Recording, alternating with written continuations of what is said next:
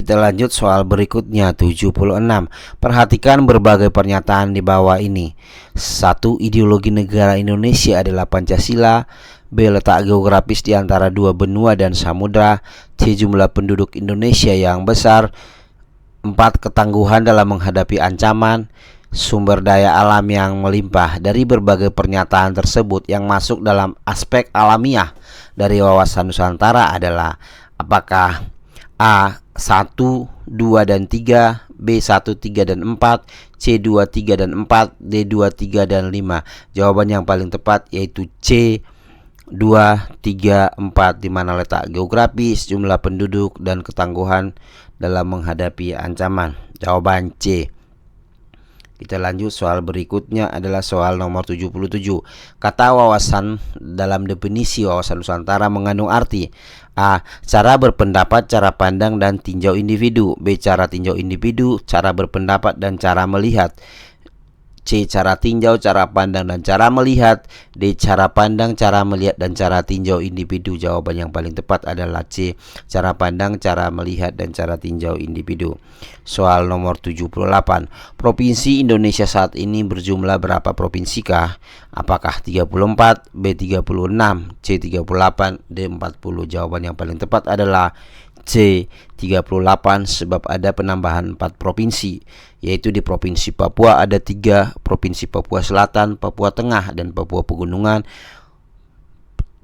tambah 1 di Provinsi Papua Barat, yaitu Provinsi Papua Barat Daya. Jadi jumlahnya 34 ditambah 4 sama dengan 38.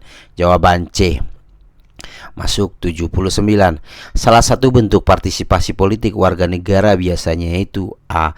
Membuat keputusan politik, B. Menegakkan keputusan politik, C. Menjalankan keputusan politik, D. Mempengaruhi keputusan politik. Jawaban yang paling cepat adalah C. Yang tepat, menjalankan keputusan politik. Nomor 80. Undang-Undang Dasar 1945 berfungsi sebagai A. Dasar negara, B. Penentu hak dan kewajiban negara, aparat negara, dan warga negara, C. Hak dan kewajiban warga negara, D. Dasar dari segala undang-undang. Jawaban yang paling tepat adalah B. Penentu hak dan kewajiban negara, aparat negara, dan warga negara. Masuk 81. Bangsa Indonesia penuh keragaman dan kebinekaan dituangkan dalam 4 konsep fungsi wawasan Nusantara. A. 1. Kesatuan politik, ekonomi, sosial, budaya, pertahanan, dan keamanan. B. 1. Kesatuan sosial, budaya, ekonomi, politik, pertahanan, dan keamanan. C. 1. Kesatuan ekonomi, sosial, budaya, politik, pertahanan, dan keamanan. D. 1. Kesatuan pertahanan, keamanan, sosial, politik, ekonomi. Jawaban yang paling tepat yaitu A. Sebagai suatu kesatuan dalam Polexosbud Hankam, yaitu politik, ekonomi, sosial, budaya, pertahanan, dan keamanan. Jawabannya adalah A. Polexosbud Hankam. Masuk soal 42. Dalam sila keberapakah yang mencerminkan pelaksanaan pemilu dilakukan secara demokratis? Apakah A3, B1, C4, D2? Jawaban yang paling tepat adalah 4, yaitu kerakyatan yang dipimpin oleh hikmat kebijaksanaan dalam permusyawaratan perwakilan sebagai cikal bakal musyawarah mufakat, yaitu demokrasi. Jawaban C. Masuk 83. Pancasila merupakan pedoman bagi masyarakat Indonesia dalam kehidupan sehari-hari karena Pancasila merupakan A. Nilai-nilai luhur masyarakat Indonesia, B. Ideologi bangsa Indonesia, C. Pedoman hidup masyarakat Indonesia, D. Budaya dan ideologi bangsa Indonesia. Jawabannya adalah B. Ideologi bangsa Indonesia. 84. Asas wawasan Nusantara yang menyatakan bahwa kesesuaian pembagian hasil dengan adil jeripaya yang di kegiatan baik perorangan, kelompok maupun daerah adalah A. Kejujuran, B. Keadilan, C. Kerjasama, D. Solidaritas, yaitu pilihan pada B. Keadilan. 85. Melakukan pelarangan terhadap pandangan ekstrim yang menggelisahkan masyarakat dan penerima norma yang baru melalui konsensus merupakan bentuk perwujudan A. Keterbukaan ideologi Pancasila, B. Kemajuan teknologi bangsa, C. Rendahnya peradaban bangsa, D. Ketertinggalan budaya bangsa. Jawabannya adalah A. Keterbukaan ideologi bangsa. 86. Kehidupan berbangsa dan bernegara dalam mewujudkan kemerdekaan dalam sejarah demokrasi di kehidupan sehari-hari masyarakat adalah A. Gotong royong, bekerja sama, C. Kerja bakti, D. Tolong menolong. Jawaban yang paling tepat adalah A. Gotong royong. Masuk ke soal nomor 87. Hal penting menjadi pemimpin adalah A. Menjadi tauladan, B. Memerintah, C. Mengadu domba, D. Sifat melihat bawahan. Jawaban yang paling tepat adalah suatu hal yang perlu dimiliki seorang pemimpin adalah menjadi seorang teladan yang ditiru oleh bawahannya, yaitu A. Masuk soal 88. Dampak negatif dari penggunaan gaya kepemimpinan otoriter pada kehidupan organisasi yakni A. Cepat saat mengambil keputusan, B. Menciptakan situasi saling mencurigai antar anggota dalam organisasi, C. Motivasi dan semangat anggota organisasi yang menjadi rendah, D. Meningkatkan kinerja anggota di organisasi. Jawabannya adalah C. Motivasi dan semangat anggota organisasi yang menjadi rendah. Soal 89. Semua tebing berwarna hijau, sebagian jurang adalah tebing. Jawabannya yang paling tepat adalah semua yang hijau adalah tebing. Apakah B. Semua jurang berwarna hijau, C. Sebagian jurang berwarna hijau, kemudian D. Semua jurang adalah tebing? Di antara hal tersebut maka yang tepat adalah pada pilihan C. Sebagian jurang berwarna hijau. Jawaban nomor 9, soal nomor 90. Pengurus partai politik memberikan hadiah untuk menyatakan ketuanya hadir, padahal saat diverifikasi faktual tidak ada. Maka sikap kita adalah apakah A. Menolak dengan bahasa yang baik dan tetap menyatakan tidak hadir, B. Meminta pengurus untuk melaporkan ke ketua, C. Membiarkan saja, D. Melaporkan kepada Bawaslu dan menolak secara baik dan tetap menyatakan tidak hadir. Dari pernyataan tersebut jawaban yang paling tepat ada pilihan D, yaitu melaporkan kepada Bawaslu dan menolak secara baik dan tetap menyatakan tidak hadir. Demikian 15 soal kita sajikan. Kita akan lanjut lagi ke sesi berikutnya. Terima kasih. Kita lanjut ke soal 91. Demokrasi Pancasila adalah sarana untuk membentuk kekuasaan berdasarkan kedaulatan rakyat karena kekuasaan tertinggi di tangan rakyat. Jawabannya adalah apakah pernyataan benar alasan benar, B. Pernyataan benar alasan salah, C. Pernyataan salah alasan benar, D. Pernyataan salah alasan benar. Jawaban yang paling tepat adalah A. Pernyataan benar alasan benar. Kita lanjut ke soal berikutnya, yaitu untuk soal 92. Indonesia menjalani politiknya dengan menggunakan sikap A. Berbangsa dan berdaulat, B. Berbudaya dan beretika, C. Bebas dan aktif, D. Bebas dan pasif. Jawaban adalah C. 93. Sejak reformasi 1998, pemilihan kepala daerah dilaksanakan secara langsung melalui pilkada, sebab pemilihan melalui DPRD tidak dibenarkan. Jawaban yang paling tepat adalah A. Pernyataan benar sebab alasan salah, B. Pernyataan salah sebab alasan salah, B. Pernyataan salah sebab alasan benar, D. Pernyataan benar sebab alasan benar. Jawabannya adalah D. Pernyataan benar sebab alasan benar. Soal nomor 94. Keberagaman budaya Indonesia dengan berbagai kepulauan, suku, bahasa, makanan, maka Bhinneka Tunggal Ika menjadi semboyan yang artinya A. Bersatu kita teguh, B. Bersatu dalam satu tujuan, C. Berbeda-beda tetapi satu jua, D. Berbeda-beda dalam satu kesatuan bangsa. Jawaban yang paling tepat adalah C. Berbeda-beda tetap satu jua. Masuk soal 95. Perubahan besar termasuk bentuk perubahan sosial di masyarakat. Perubahan besar tersebut akan membawa pengaruh yang besar bagi masyarakat. Hal ini dikarenakan oleh A. Sistem sosial juga ikut berubah, B. Mempengaruhi hampir dari segala aspek kehidupan, C. Mempengaruhi kehidupan masyarakat, D. Mempengaruhi perubahan menyangkut bidang teknologi. Jawaban yang paling tepat adalah A. Sistem sosial juga ikut berubah. Kita lanjut soal 96. Globalisasi merupakan suatu di antara dampak dari perubahan sosial yang terjadi di masyarakat. Satu di antara bentuk perubahan yang dapat mempercepat terjadinya globalisasi adalah A. Munculnya demokratisasi di berbagai belahan dunia, B. Perkembangan ilmu pengetahuan dan teknologi. D. Berkembangnya peradaban manusia. D. Keterbukaan manusia dalam menerima perubahan. Jawabannya adalah B. Perkembangnya ilmu pengetahuan dan teknologi. 96. Salah satu tujuan utama pemilu 1955 adalah A. Memilih anggota DPR dan memilih anggota konstitusi untuk menunjang Undang-Undang Dasar tetap. B. Memilih anggota DPR dan DPD. C. Memilih anggota DPR dan anggota komite. D. Memilih wakil rakyat. Jawabannya adalah memilih anggota DPR dalam memilih anggota konstitusi untuk menyusun Undang-Undang Dasar. Jawabannya adalah A. Kita masuk soal nomor 98. Dalam sejarah pemilu terjadi penggabungan partai politik sampai tahun 1997 yang berjumlah 3 partai. Dikarenakan pemerintahan Orde Baru ingin memenangkan pemilu. Dari pernyataan tersebut, maka jawaban yang paling tepat adalah A. Pernyataan benar alasan salah.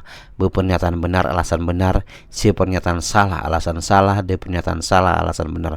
Jawabannya adalah B. Pernyataan benar alasan benar. Soal 99. Keputusan tertinggi dalam kepemimpinan kolektif kolegial adalah A. Pleno. B. Ketua. C. Sekretaris. D. Anggota. Artinya adalah A, yaitu pleno. Dan apa pleno memutuskan baik ketua anggota secara bersama-sama, keputusan diambil secara bersama, yaitu kolektif kolegial. Jawaban A. Masuk soal nomor 100. Jujur dan adil adalah sikap bagi penyelenggara karena mewujudkan kebenaran harus dengan kejujuran. Dari kondisi tersebut maka dapat disimpulkan A. Pernyataan benar alasan benar. B. Pernyataan salah alasan salah.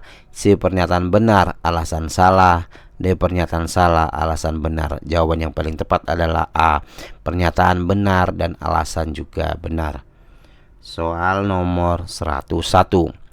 Melakukan pelarangan terhadap pandangan ekstrim yang menggelisahkan masyarakat dan penerimaan norma yang baru melalui konsensus merupakan bentuk perwujudan A. Keterbukaan ideologi Pancasila. B. Kemajuan teknologi bangsa. Serendahnya peradaban bangsa. D. Ketertinggalan budaya bangsa. Jawaban yang paling tepat adalah A. Keterbukaan ideologi Pancasila. 102. Perhatikan pernyataan berikut. Setiap warga negara terikat oleh peraturan perundang-undangan yang berlaku. Oleh karena itu, setiap warga negara dituntut untuk menaati peraturan tersebut sebagai wujud rasa cinta tanah air dan bentuk tindakan mengutamakan kepentingan bangsa dan negara di atas kepentingan pribadi dan golongan. Pernyataan tersebut merupakan salah satu bentuk perwujudan nilai Pancasila, yaitu A. Ketuhanan. B. Kemanusiaan. C. Persatuan. D. Kerakyatan. Jawaban yang paling tepat adalah yaitu persatuan sebagai implementasi dari sila ketiga Persatuan Indonesia. Jawaban adalah C. Kita masuk ke soal berikut 103. Prinsip-prinsip sistem politik yang diterapkan di negara Indonesia adalah kecuali A. Musyawarah mufakat. B. Keseimbangan hak dan kewajiban. D. Tidak mengenal golongan mayoritas dan minoritas. D. Mengutamakan suara terbanyak dalam mengambil keputusan. Jawaban yang paling tepat adalah D. Sebab mengutamakan suara terbanyak dalam mengambil keputusan ini adalah merupakan jalan terakhir, bukan yang utama. Jawaban yang paling tepat adalah D, yaitu kecuali mengutamakan suara terbanyak dalam mengambil keputusan. Kita masuk dalam soal nomor 104. Menurut Montesquieu, lembaga pembuat keputusan dalam sistem politik meliputi A. Legislatif, eksekutif, federatif. B. Legislatif, yudikatif, federatif. C. Legislatif, eksekutif, yudikatif. D. Legislatif, konsultatif, dan eksekutif. Di antara pernyataan tersebut yang paling tepat adalah menurut teori Montesquieu adanya suatu lembaga legislatif, eksekutif, dan yudikatif. Jawaban yang paling tepat adalah C. Kita lanjut ke soal nomor 105. Adanya perubahan jumlah penduduk dalam suatu menjadi satu di antara faktor penyebab perubahan sosial. Dengan bertambahnya jumlah penduduk di suatu daerah, maka dapat mengakibatkan Apakah A. akan mengakibatkan kesenjangan sosial, B. mengakibatkan ketimpangan sosial, C. perubahan dalam struktur masyarakat, D. perubahan status sosial di masyarakat. Di antara pilihan-pilihan tersebut, maka pilihan yang paling tepat yaitu adanya perubahan jumlah penduduk menjadi satu di antara faktor penyebab perubahan sosial. Dengan bertambahnya jumlah penduduk di satu daerah, maka dapat mengakibatkan jawaban yang paling tepat adalah jawaban C, mengakibatkan perubahan dalam struktur masyarakat. Demikian soal 15 telah kita sajikan. Kita lanjut video berikutnya. Kita lanjutkan bahas soal 106. Teman sekantor saya, orang tua salah seorang siswa SMA yang lulus ujian nasional, tidak dapat menghadiri penerimaan ijazah di sekolah karena mereka harus keluar kota. Saya akan A. berpendapat bahwa teman saya mempunyai hak untuk mengatur acaranya, B. meminta teman saya untuk mempertimbangkan keberangkatan keluar kota, C. meminta teman saya untuk membatalkan rencana keluar kota, D. menyuruh anaknya mengambil ijazah itu secara langsung. Jawaban yang paling tepat ada pada pilihan B, meminta teman saya untuk mempertimbangkan keberangkatannya keluar kota. Kita masuk ke soal nomor 107. Dalam pelaksanaan tugas, anggota Bawaslu dihadapkan oleh parpol yang meminta untuk memenangkan calegnya, maka anggota Bawaslu harus menolak karena bertentangan dengan A. nilai luhur, B. kode etik penyelenggara pemilu, C. kepribadian, D. prinsip. Jawaban adalah kode etik penyelenggara pemilu. Kita masuk soal nomor 108. Bagi saya, untuk menjadi penyelenggara pemilu yang profesional, saya harus A. mengikuti perintah dan arahan pimpinan secara loyal dan penuh kepatuhan, B. melakukan pekerjaan yang terbaik dengan standar kinerja tinggi sesuai aturan yang ketentuan, C. mengembangkan hal-hal baru yang belum pernah diciptakan, D. menciptakan hubungan baik dengan setiap orang, rekan kerja, dan kepemimpinan. Jawaban yang paling tepat adalah B. melakukan pekerjaan yang terbaik dengan standar kinerja tinggi sesuai aturan dan ketentuan. Kita lanjut ke soal berikutnya, 109. Partai A suara sah 30, Partai B suara sah 50, jumlah yang menggunakan hak suara 100. Maka berapa surat suara yang tidak terpakai jika surat suara rusak adalah 5? Jawaban yang paling tepat adalah B, yaitu 15. Kita masuk soal 110. Semua murid yang mengikuti ujian tidak menggunakan kalkulator. Sebagian murid yang ujian mengenakan jam tangan.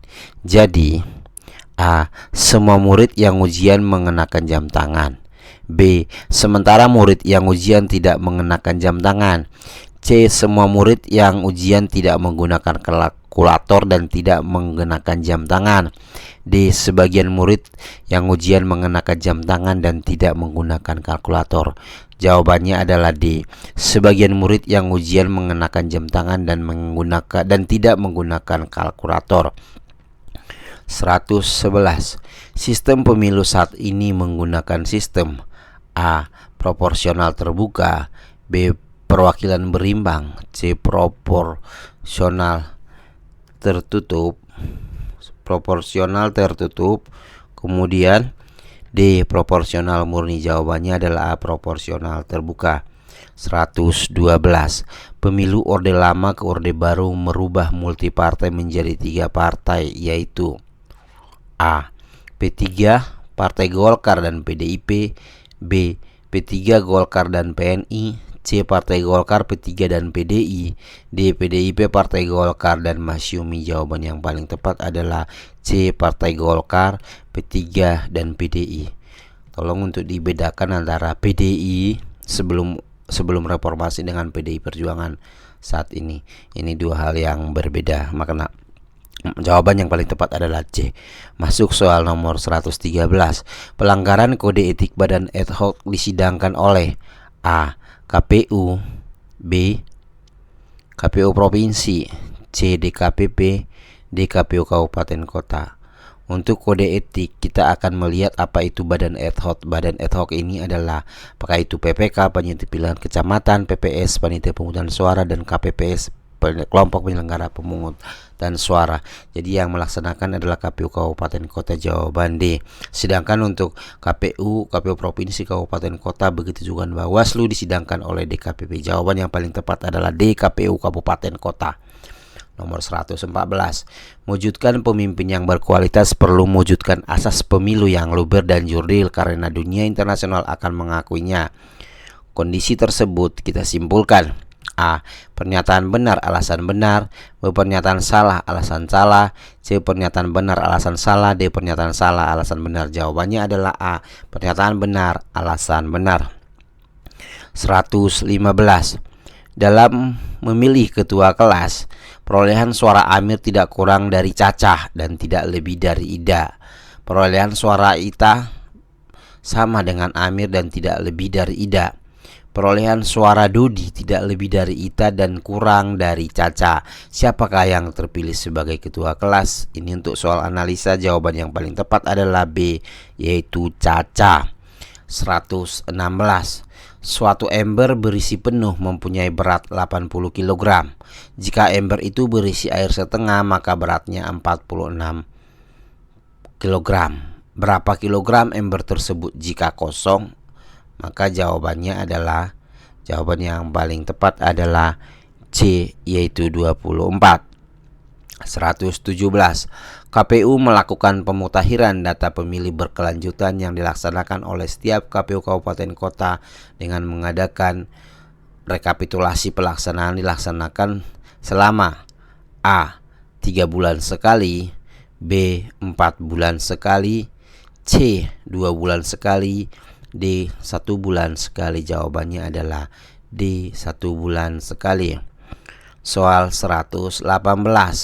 Ada berapakah jumlah kotak suara dalam pemilu 2024 di TPS untuk pemilihan di wilayah DKI Jakarta?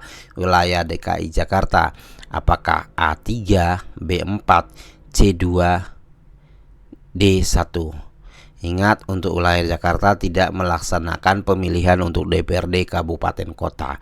Jadi tersisa antara DPRD Provinsi, DPD, DPR RI, dan Presiden dan Wakil Presiden. Jadi jawabannya adalah B, yaitu 4 kotak, bukan 5 kotak. 119.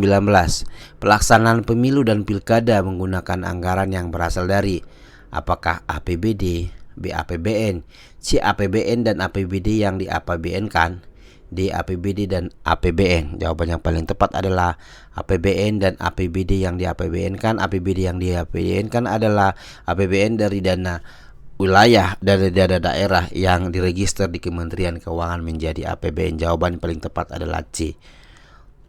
Masuk soal 120. 3 proses pasokan logistik utama yang berlangsung dalam pemilu adalah kecuali apakah A. Proses pengadaan, B. Distribusi, C. Penarikan, D. Monitoring.